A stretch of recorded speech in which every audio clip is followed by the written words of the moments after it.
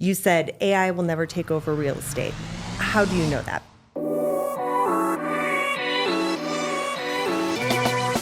Welcome back to our podcast. Today, I have one of my favorite leaders in the Denver market, very seasoned agent, Nicki Thompson. Nicki runs a team of 10, Yes. 7 licensed agents. Agents. The rest are operational employees on the team.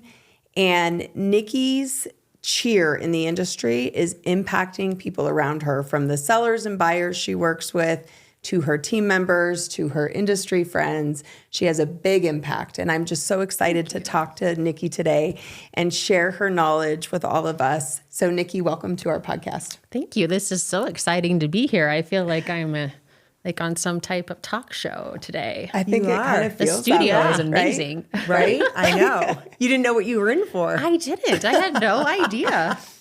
And we welcome. We have some great things that Nicki's going to share with us today. I want to start just kind of understanding a little bit about you. So you've been in real estate for just over 20 years. Correct. Right?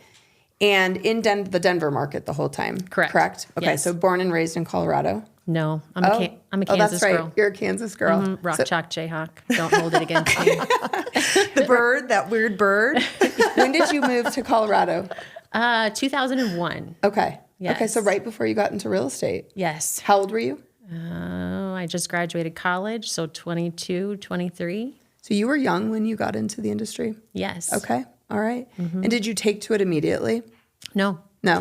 I have the worst success story, I think, out of any top producer. I had been in the industry for a year, and keep in mind, I hadn't failed at anything my entire life. I had done everything, was active in college, and, just my resume, I was always doing something. And then I got into real estate, and I didn't know the area. I didn't know anybody. The one person I did know went to Nairobi for a year to work for a children's orphanage out there, my mother-in-law.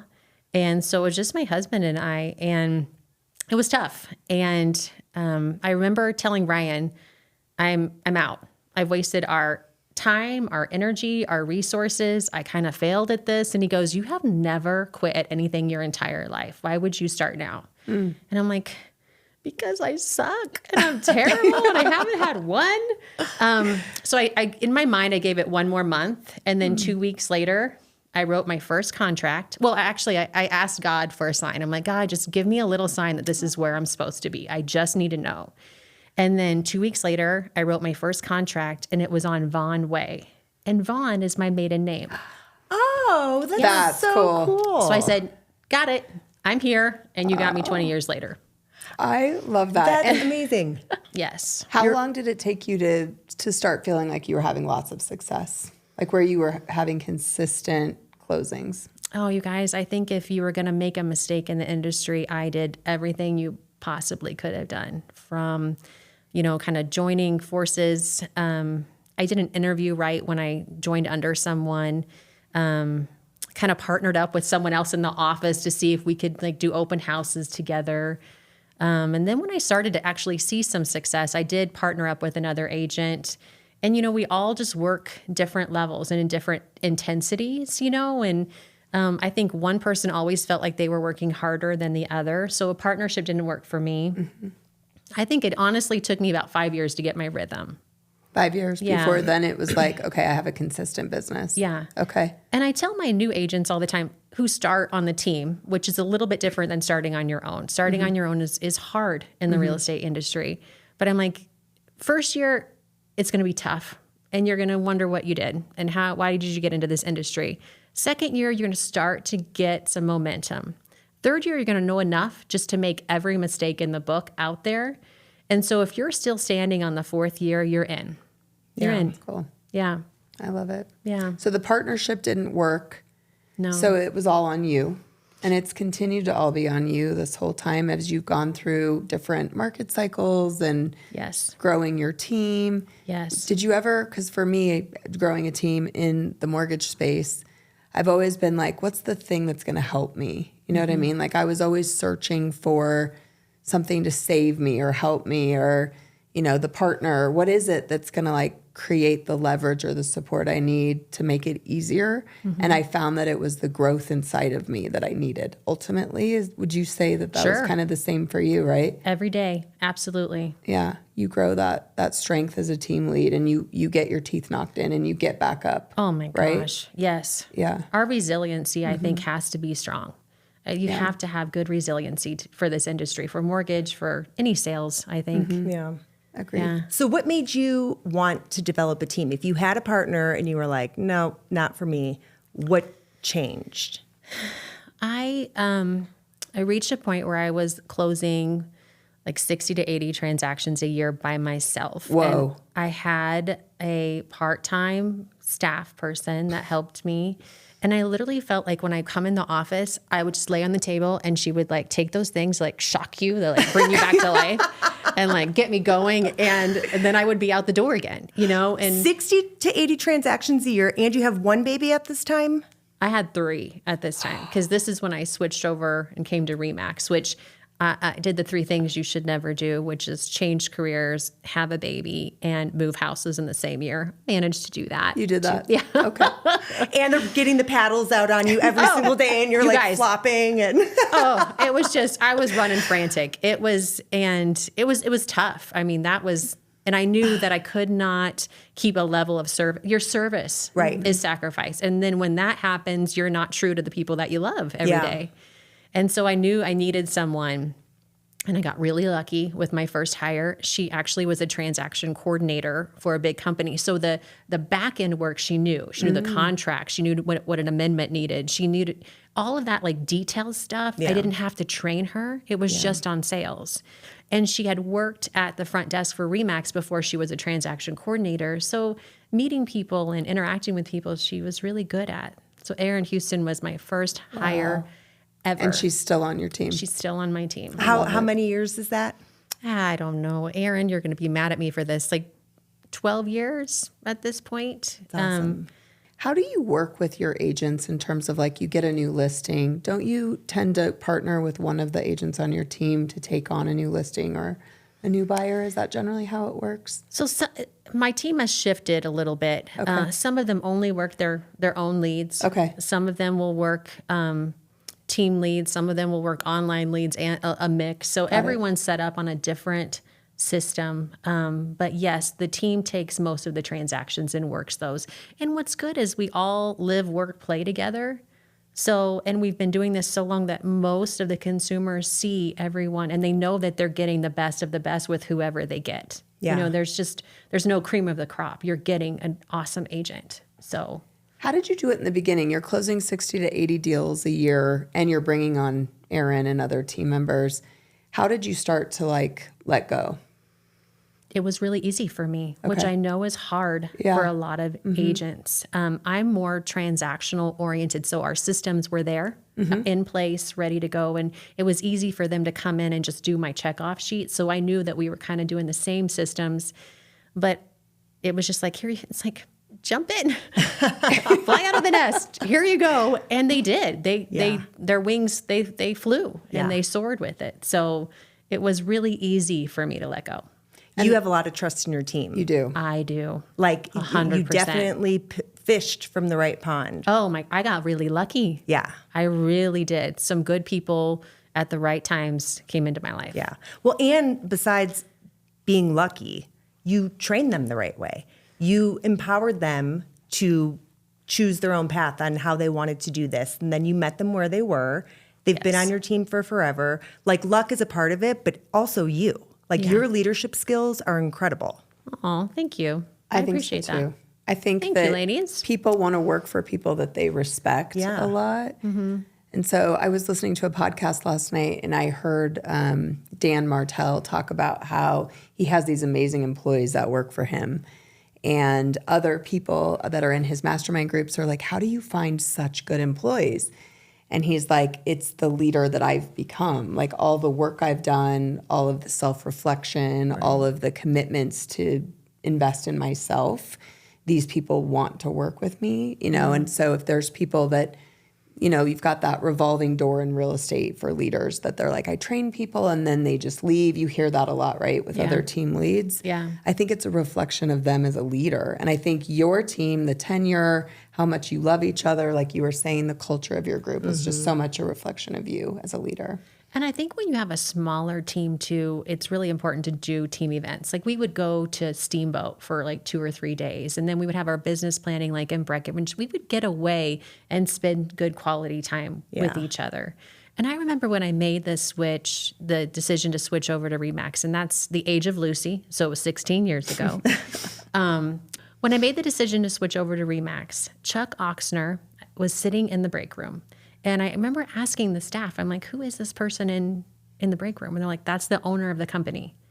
We had over 900 agents at that time, 22 offices across the Front Range. And he was there in the break room talking it up with his agents, new or old. Yeah. We all knew who he was. And I respected that so much that this giant in the industry was right here with us every day. Yeah.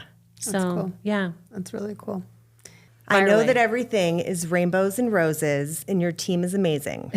But there is no way that you can tell me that you live together, work together, play together, and that there's not some good behind the scenes drama. Like people that spend that much time together can sometimes get on each other's nerves. What do you do in those situations? Well, this is a safe place. Yeah. We're not always going to bring our best selves. Right. Mm-hmm. And sometimes we need to bring our worst selves so they can exit the building, right? We just need to like let that go and that freak fly, like just go.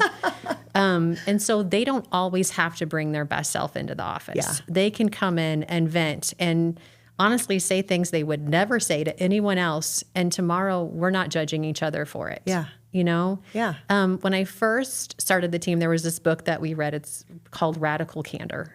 Okay. And I don't remember who the author is right now.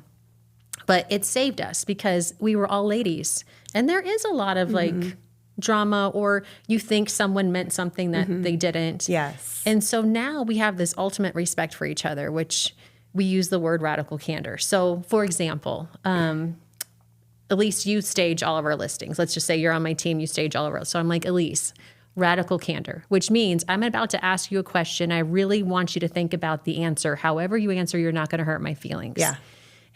So my question is, I have this house. I don't want to pay you for staging, but I want you to help me redesign this room for my client. Can you give me 15, 20 minutes to do that? Okay. And however you answer that question right now is how that's going to be seen by the whole team. Right. So you really do need to stop. This is your livelihood. This is your career. So do I want to charge them for this 20-minute consultation or not? Right. You know? And I think when we had a way to talk to each other seriously where there were no feelings attached, like however you respond is, I respect that and I'm moving on, or you can move on. So that really helped our team. And is it really possible though what if you got an answer that you hated, that made you mad? How do you realistically say, okay, I told them that I was not going to hold on to this? For me personally, that would be so hard. It would always be in the back of my mind. So you do hold things in your heart. Yeah. Right? There's things that hit your heartstrings where you're like, man, that hurt. Yeah. I don't know if they knew how much that hurt, but it hurt. And eventually we would talk about that. Yeah. But, it happens. Right. Luckily, I am a red person. And I think our team really knows each other, both our Enneagram, our DISC, our zodiac signs. We're big on color code, which is, a lot of people don't know what that is, but colorcode.com.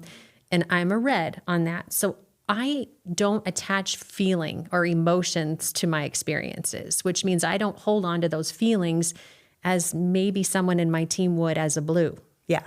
When they experience something, they attach emotion to that and they feel that for a long time and they're not going to forget it ever. Like that's part of being a blue. Yeah. And so I know when I'm talking to that person that however I say this, I need to be really careful because they're going to attach some emotion to this and they're going to hold this for a long time. So I think we all kind of know how each other communicates. And I think that's a big factor. Yeah.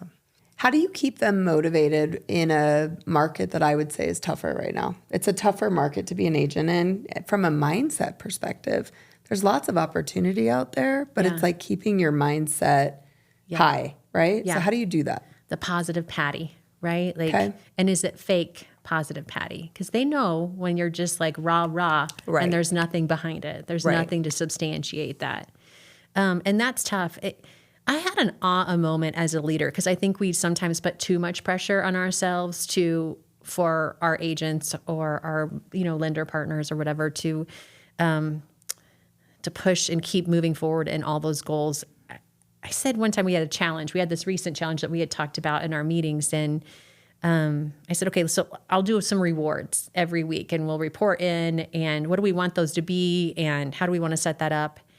And Sean said, Nicki, the reward is our connections with our client. The reward is the closing. That's what should be motivating us, not something that you give us. You don't need to give us anything to get that motivation. And it just had me sit back and pause a little bit. Like, you're absolutely right. At the end, this is their livelihood, and they have to be ready to take ownership of their livelihood. And some agents are stepping out a little bit. Some are saying, I just, my family needs me right now, or I need myself right now, or whatever it might be, but they have the flexibility to do that. In a tough market, I think you need to be on with educating yourself and really knowing what reality is versus what someone says is going on. Right. And not getting lost in that. What's reality versus what you're hearing out there. That's so true. Yes. Like, we're in this crazy buyer's market. That came up on a mastermind call recently. Yeah. And that is, a lot of people are talking about that. And that's not necessarily true because it's so market specific, right? To each area of Denver is so different in terms of the amount of inventory and what's going on in that pocket. Yeah. So to make these overall statements that are kind of debilitating to your motivation, right? In certain cases, if you have a new seller that you meet with in that market, you know, it really impacts you. Yeah. And, I think the one thing that we should be talking about too is protecting ourselves. We're kind of going into a market that a lot of agents have not experienced in their real estate career as of yet. Now, I've been doing this for 20 plus years, so I have been through a down market, and it's not fun. But you also can beat yourself up when you don't need to. You truly are doing everything that you're supposed to do and everything that you committed to do. And so we need to set the stage better with our sellers when we're belly to belly with them at their kitchen table. I think we can save ourselves a lot of heartache later on. I'm kind of, can I jump into something? Please, I would love that. So I'm kind of comparing our market to a boxing ring right now. And when I'm talking to my sellers in my niche market in Denver, the average homes on the inventory is about 2 to 3 months worth of inventory. So if you think about that in boxing rounds, in weeks, we're at 8 to 12 weeks, and a boxing match is about 12 rounds. And by the end, you can feel pretty beat up. Honestly, I would feel beat up after the second round, or first round, I would feel beat up. And so we need to realize that our sellers are feeling these feelings, and we need to set the stage before they even step into that ring, right? And there's 2 things as agents that we can do. The first one is preparation. How are we going to prepare them? How are we going to set this stage? And this is going to get kind of technical. Is that okay if I jump into that? Okay, as agents, we need to be talking about inventory. We just met with Megan Aller. She just presented to a mastermind group. Full credit to Megan Aller on this stat. Last month, this is September stats. Last month, there was 23% inventory increase from just last month. Yeah. There's 78%-ish, if I remember correctly, from this time last year. So Mr. and Mrs. Seller, when I go back to my office today, I'm going to pull your active inventory because the wild card here isn't the buyer. It's your neighbor next door putting the for sale sign in the yard. That's what we have to worry about. We have our closed data. It's going to substantiate with the appraisal. That's fine. We need to know what our competition's doing. Right. Who are we being compared to? Right. So we're going to pull your immediate neighborhood report, and then we're going to pull the broader spectrum, the broader area. So whether it's school district, zip code, distance to your office, whatever it might be, if they're looking at your house, they're looking at a larger area too. And then we're going to see where you compare in there. there's two main variables. So one, you cannot control your location. You cannot control your floor plan. You cannot control that, and your competition. But where are we in comparison to those? How is our location compared to the others? How does our floor plan compare to the others? What is our number of homes on the market compared to where are we coming in? And then the second one we can control, showing condition, right? What's the list of repairs that the buyers are mentally making when they're walking through your house? Paint matters. Your Yes. kitchen countertops, they matter right now. The color and size of your toilets, they matter. Your buyer's looking for one showstopper to walk out that door. Yes. They are walking in, they're paying a gross amount they feel like on a monthly payment, and your house better be worth it. Is it worth it? And that's why you need me. We need to set the stage as best as we can. Another item that we need to be aware of is showings. So on average right now, your first week on the market, you're going to have 5 to 7 showings. That's what we're expecting. I will run the report for your specific neighborhood when I go back. But right now we're 5 to 7 showings that first weekend. After that, you're lucky to get 1, possibly 2 a week. And Wow. you need to know that it takes 9 to 11 showings to get an offer on average. Wow. So if you do that math, really, we're in for some rounds here. Yes. There are some rounds in this boxing match, right? And that first week matters because Yeah. that buyer walking through your door is smart and they are savvy and they've seen all of your competition. So they're going to size you up immediately. Yeah. And we need to hit that target audience. So those are our big things that we talk about in the preparation. And then when you actually get into the ring, I'm in your corner. I am positive Patty over there. I am wiping like the blood off your, what is it, like your eyebrows and like icing you down. And I know that sounds dramatic, but you are going to feel beat up. Yeah. And you are going to need someone that you know is there with you, fighting for you. Yeah. And so how do we do that? Like, how do we every week keep you in track? Because keep in mind, the guy on the other side of the ring is the market, not the buyer, right? Like, Right.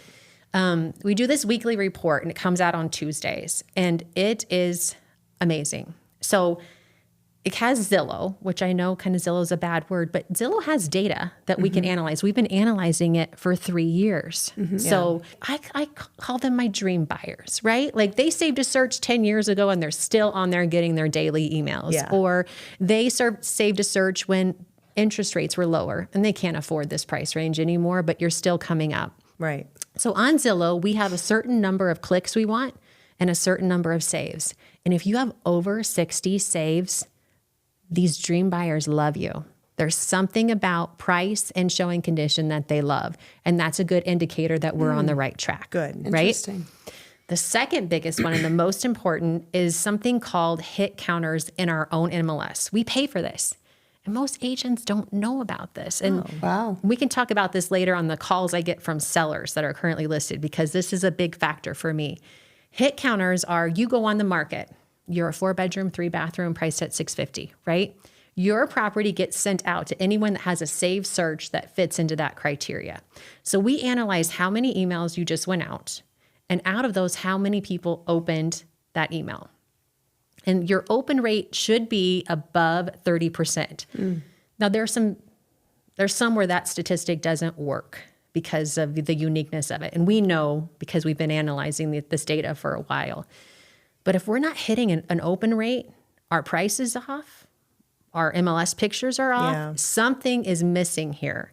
And so we analyze that on a weekly basis. But for an example, we had a house that went on the market. It was a box kind of ranch, 1-car garage, and our open rate was 7%. That's after being on the market for 4 days.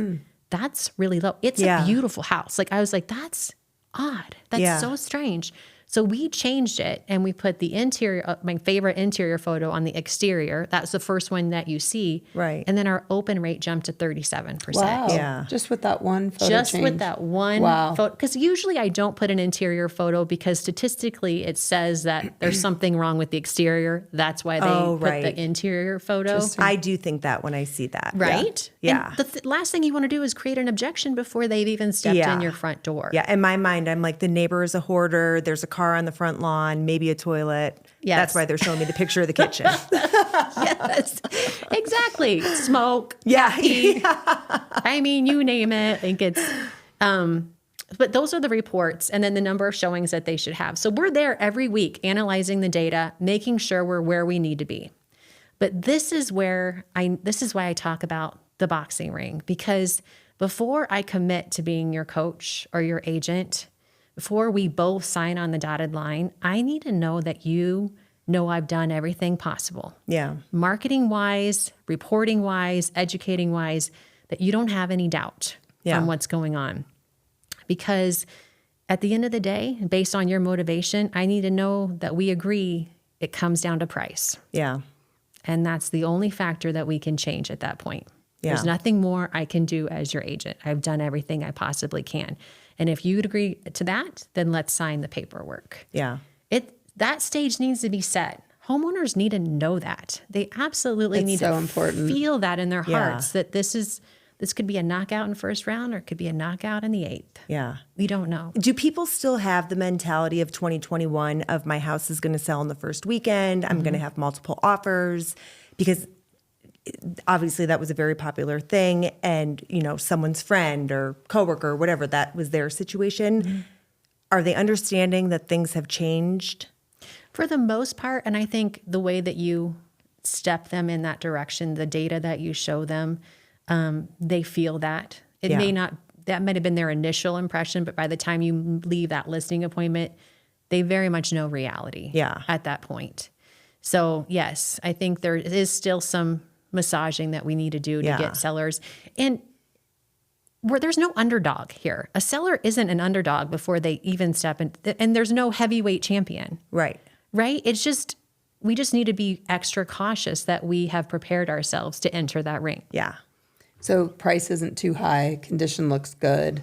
You've done all the things. You've given every opportunity. You're not canceling showings the first weekend, like all those things. Yes. Yeah.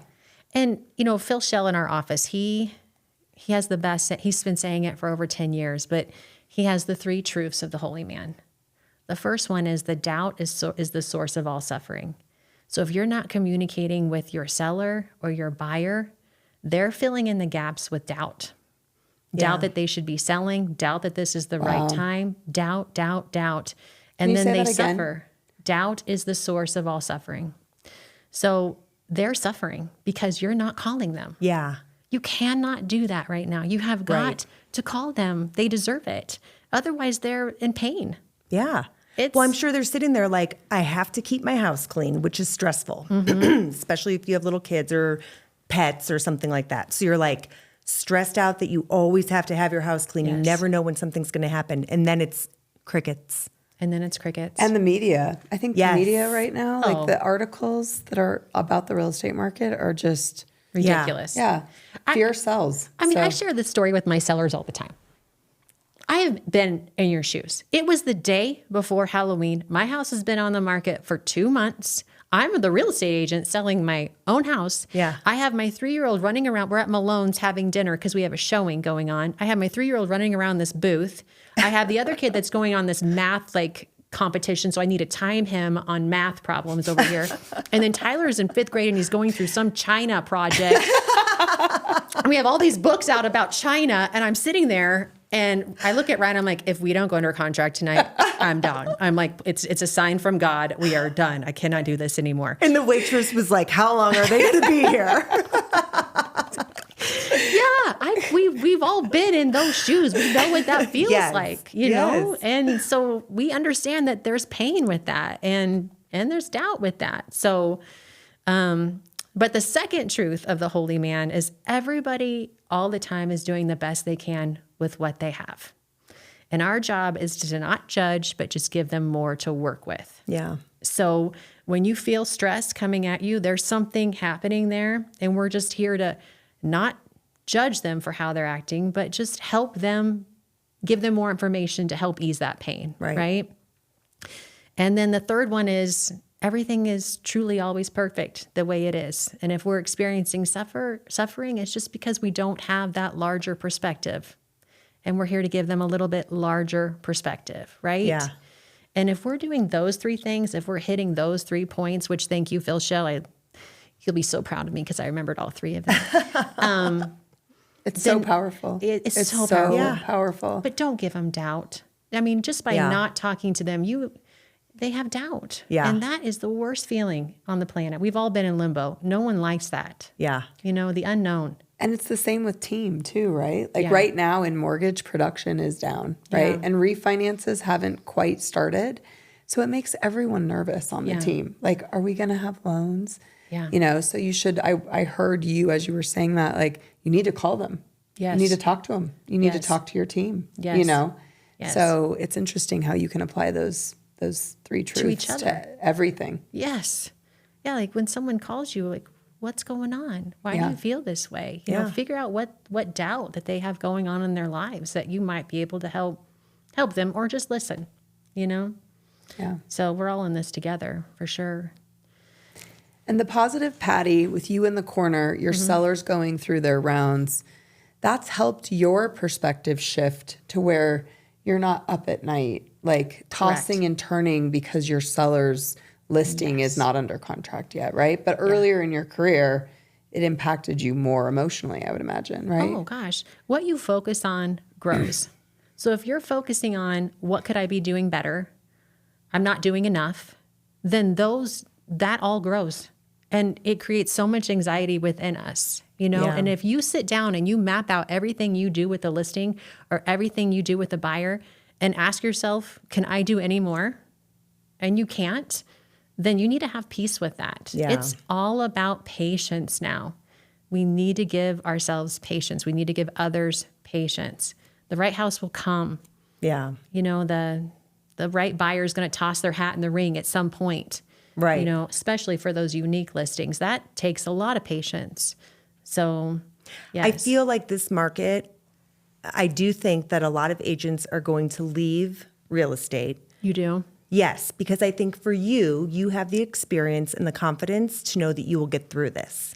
But if you, let's say, have been a real estate agent for 1 or 2 years, you haven't done a ton of business, you have bills to pay, Yeah. you're trying to stay positive. And you're focused on all the things that you think you're doing wrong all the time. Like, and then you have the girl in the office who's like, I sold 10 deals this month. You know what I mean? It's like that competitiveness that I think is stronger earlier on in your career because you feel like you have something to prove. Yeah. I feel like that person is going to be scared and is going to say, I can't do this. Like, I'm about to sell pictures of my feet because I got to pay my bills, you know? And I think that it might be too much. Sorry, I just registered what you said. Well, and you need to take care of family first. Yeah.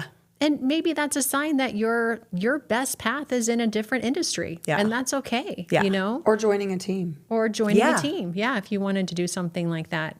But I think we've had a challenging market in every single market we've been in. You know, it's been there. Yeah. You can't place blame on it because you could be like, oh, COVID. Yeah. And then it just will go on forever. It will go on forever. Like highlighting it's the market. You just have to shift with the market, right? Mm-hmm. I will say right now, when I sit down with someone, I'm okay and I have peace with the fact that I might be the second agent. They might go with someone else because I'm not giving them what they want to hear, and I'm okay with that. Yeah. And I hope they come back to me. Like, if they choose that other agent, I want them to have love and know that this is a safe space, and that if something happens and they need a reassurance or what I said comes true, that they want to come back, that they can. There's no reason they wouldn't come back to using me. Yeah. You know, in 2008, in the downturn, I was a newer at the time, right? 5 years in. And these agents, these experienced, wonderful humans were sitting across from the table from their clients, and they were like, okay, I know I sold this house to you for $150,000 2 years ago, but now it's worth $100,000. Yeah. And if you want to sell, you would have to pay real estate fees, title, and bring money to the table. And that hurts. It hurts your heart. It hurts your whole well-being. That hurts as an agent to say that investment you made is going to cost you a lot of money 2 years later, you know? And So when they went on the market, because the agent felt so much pain in being honest with them up front, and was hoping for the best too. They too were hoping for the best, right? Right. When I got the second call, I just said, we can't chase the market. You're going to have to price aggressively low now. So the best thing we can give people is honesty, 100% transparency and honesty right now, even if it hurts us. Right. Even if you don't get the listing. Even if we don't get the listing. Do you think you become number two because the seller that you set expectations with wants to try Mary that's saying they can get that price? Does that happen a lot? That happens a lot. I mean, mostly everyone tells me it's all about the bottom line, Nicki. It just, who's going to net me the most? And that could be commissions. That could be listing price. That could be, I have an itemized list of what they needed to repair before they list, right. that cost them money. And so there's a lot of different variables about why they would choose someone else. And yeah. But it does, for the most part, boil down to bottom line. It does. That's the main reason, or they don't want to if they don't want to do those repairs, they don't like the price point that they would need to come in at, so the convenience of not having to go through the repair work, they don't want to see what the inconvenience of their net value at the end of the day would be. So, and I can't fix those. Right. Yeah. It's one or the other, Yeah. I am getting, if you're not talking with your sellers and having a conversation each month, I'm getting calls between 4 and 6 weeks. That seems to be the panic button for homeowners. At 4 to 6 weeks, they are wondering why they haven't sold, what's going on, and they look for someone to give them some guidance. Yeah. Nobody's wiping their blood on the other side. No one is, in the corner giving him the little bucket to spit in and move on. So I'm curious, as we think about the future of real estate and the industry evolving, what do you see? What do you see for the consumer? What do you see for the agent? How do you think the industry is going to change and evolve? I don't know. I honestly just want to respond with, we'll see. I feel right now that when I talk to the consumers, I feel more valued than I've ever felt before. And that's a nice feeling. Mm-hmm. I don't have to explain myself or go on the defense at all. I mean, most people value me being at the table with them, and that's unique. I don't have to justify worth. So I don't know. I don't have the crystal ball, and I say that all the time. I think it's just going to be what it is.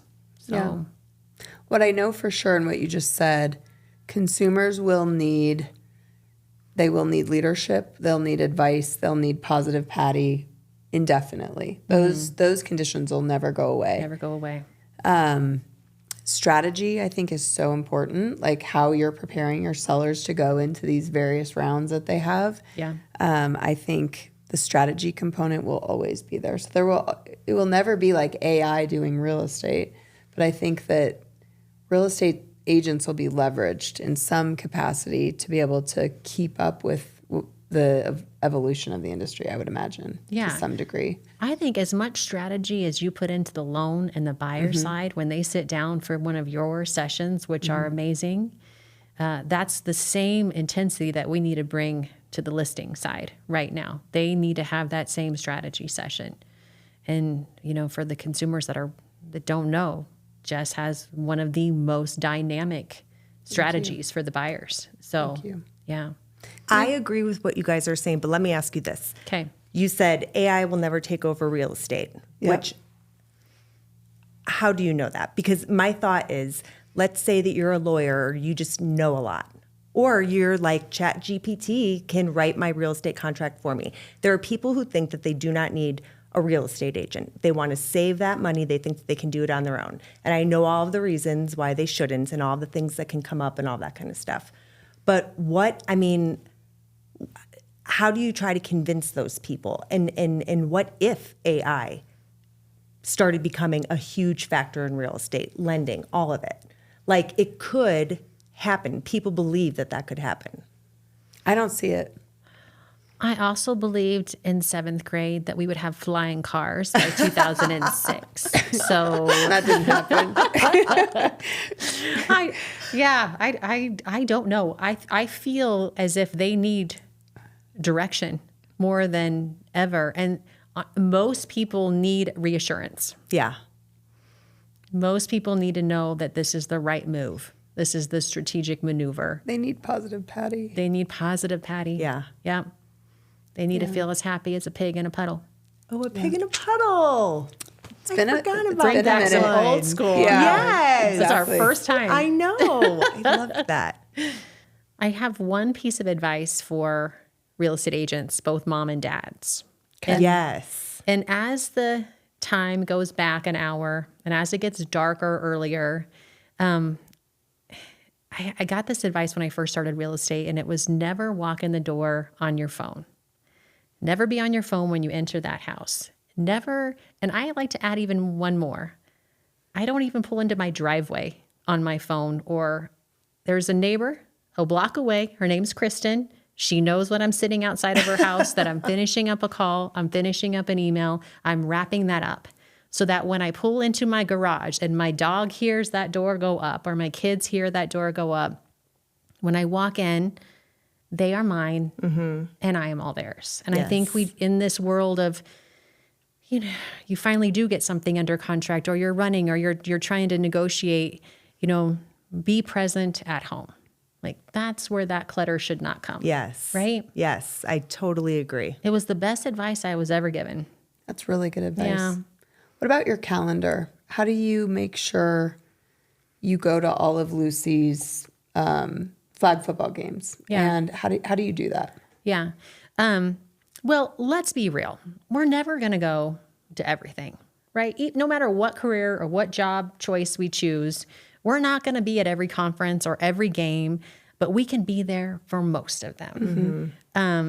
And so it's just in my schedule, and those are appointments. So if you can't schedule a listing appointment because you already have a showing scheduled, well, what's the difference if you can't schedule a listing appointment because you have a game to go to? We feel a little guilt, but they're the same level of importance, right? Agreed. Yes. Even more 100%. important, I would Even argue. more important. Yes. Yes, thank you. Good Yeah. correction. We work to make money so that we can have great memories with our families and go on vacations and our families are our number one client. Yeah. So in my opinion, their stuff comes on the calendar before anything else. Absolutely.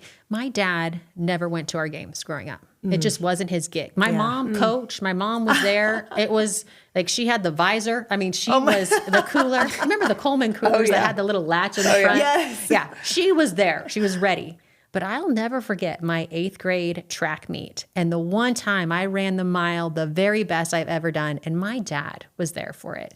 And I remember that, you know, like a good day or a bad day, they want you there. Yeah. So it should be on your calendar as much as you possibly can. Now, you're going to miss one or two. Yeah.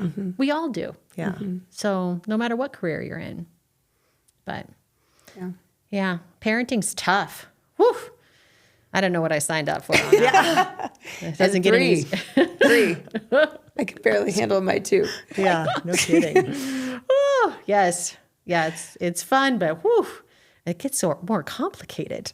The older they get, right? Oh my goodness. Yes. Yes. And then you have one working for you. I know. How's that going? Is that weird being Tyler's mom and his boss and his friend and all the things? All the things. Yeah. There's one negative aspect to it, which I wasn't expecting. The positive aspect is Tyler already proved himself when he worked for Google Fiber, he was already there. He's already been a leader in sales in other careers. So I knew that he already knew the work ethic to get there. I didn't know how easy it is to call your mom and not your boss. Like, you know, hey mom, and I'm like, could you thought about that just a little bit more before making the call? Yeah. Like, if I was your boss, would you have thought about that just a little bit more before calling me? Yeah. Like, work that out in your head just a little bit more. Right. It's too easy. It's too easy. Yeah. Yeah. And Yeah. I'm mom, you know, and when you have like a daughters really and good dads, point. boys Yeah. and moms, like Yes. sons and mom, like there's a Yes. different dynamic of 100%.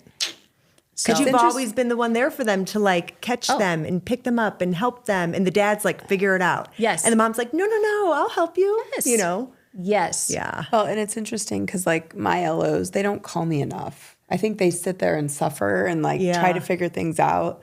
And I'm like, call me. That's what I'm here for. I'm your mentor. Yes. But it's interesting because they're not my kids, right? I wonder if Avery, as an example, became an LO on my team, if he would call me all the time because he feels comfortable, like, I'll ask mom, you know?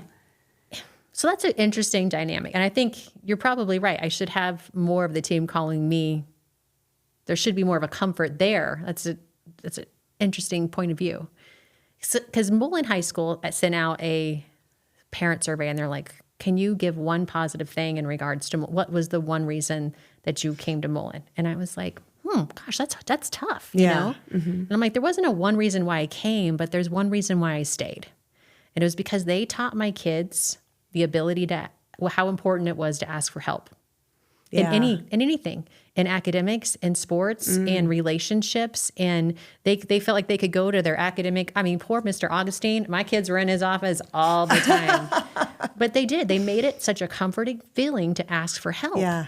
And I think that should be part of everyone's interview process. Mm-hmm. This is important to me that you feel comfortable to ask me for help. Yeah. Yeah. Well, I think that as an employee, you feel like, should I already know this? Am I going to get in trouble if I call my boss and they're going to say, we've gone through this. You should know. What are you doing? Why don't you know this? You know? Yeah. So for your son to have a level of comfort with you where he's like, whatever, you know? And same with you, where if the LOs are not calling you, they might kind of have that in the back of their mind. And it's even reassurance, right? Call me if you just want to make sure that the decision you made is the right one. It's the right one. Yes. Right. Yeah. Because reassurance is peace of mind. Then you can lay it to rest and you can go to bed that night. Exactly. Right. Yes. Mm-hmm. I just want our fellow agents to raise up their game. I think everyone needs to redo their thought process of the listing presentation. It's no longer, these are what we do for your marketing. No one fucking cares. Yeah. No one even looks at my marketing. Yeah. I don't even bring it out anymore. Yeah. It is seriously all about, when we get done with that, they're ready to sign on the dot. Yeah. That's all. It's crazy how powerful it is. And if we don't do something to change that dynamic, our consumers are going to suffer a little bit. I think there's going to be a lot of heartache that doesn't need to be there just because, we're just tweaking a few things. Yeah. So we can all be a little bit better. Nicki, thank you for being here today and sharing your wisdom with us. Positive Patty, we appreciate your positive uplift to our podcast. Thank you. And I love my time with you too. I treasure this time, so thank you. Well, we love our time with you, and I am sure that your phone is going to be ringing off the hook after this. So how do people get a hold of you? The best way is through Instagram, Colorado Urban Living. They can find us on Instagram. Okay. Yeah. Perfect. Yeah, so thanks, guys. Send Nicki a DM. Positive Patty. Please do. All right, ladies. Okay. Thank you. Thank you. This was so great.